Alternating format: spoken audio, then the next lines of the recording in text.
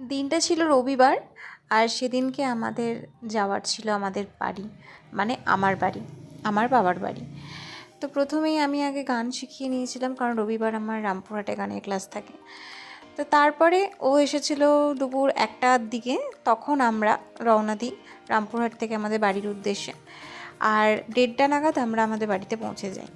তারপরে এই যে আমার শিরোর সাথে আমার দেখা হয়ে যায়, আমার সোনাটা, তাকে একটু আদর করে নেওয়ার পরে আমরা একটুখানি মিষ্টি খেলাম। তার কারণ এমনিতেই আমরা পৌঁছে গেছিলাম হচ্ছে 1:30টার সময়, তো তখন আর নতুন করে বেশি কিছু খাইনি, কারণ তাহলে আর ভাতটা খেতে পারবো না। ভাত মানে আমাদের মধ্যাহ্ন ভোজন পিকনিক, ছোট্ট করে ছাদে পিকনিক হয়েছে। আমি তোমাদেরকে একটা ভিডিওতে বলেছিলাম যে আমার মা গাছ লাগাতে ভীষণ ভালোবাসে, তা দেখতেই পাচ্ছ তোমরা। এটা আমাদের বাগান বাড়ি, আর এখানে কত কত গাছ লাগানো আছে। আবার নতুন করে লোক দিয়ে বাগান বাড়িটাকে ঠিক করানো হচ্ছে, মাটি ফাটি ভরে নতুন করে শাকসবজি লাগাবে বলে। তারপরে আমরা ছাদে চলে এসেছি, আর ছাদে এসে আমরা খেতে বসে গেছি, তার কারণ 2টো বেজে গেছিলো এইসব করতে করতে। আর ছাদেও দেখো কি সুন্দর মা গাছ লাগিয়েছে, কত সুন্দর সুন্দর। এবছর তো আমি খুব বেশি থাকতে পারিনি বলে মানে ফুলের গাছ সেরকম আমি আনতে পারিনি, গাঁদাগুলোই মা যা পেরেছে লাগিয়েছে।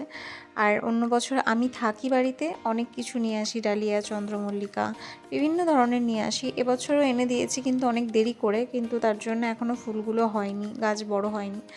আর এখানে এখনও কাজ চলছে, মাটি দেওয়া চলছে, জায়গাটাকে পরিষ্কার করা চলছে।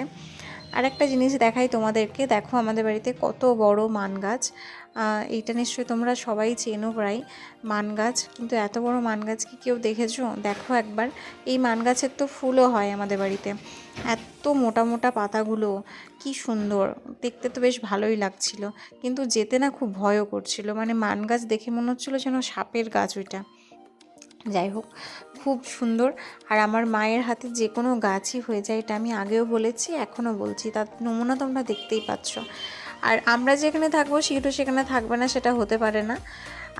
মা লাগিয়েছে আনারসের গাছ, সেটাও হয়ে গেছে, কিন্তু আনারসটা এখনও ধরেনি, ওটা ধরার টাইম এখনও হয়নি। যাই হোক, ব্লগ ভালো লাগলে অবশ্যই কিন্তু একটা লাইক, কমেন্ট অ্যান্ড শেয়ার করো।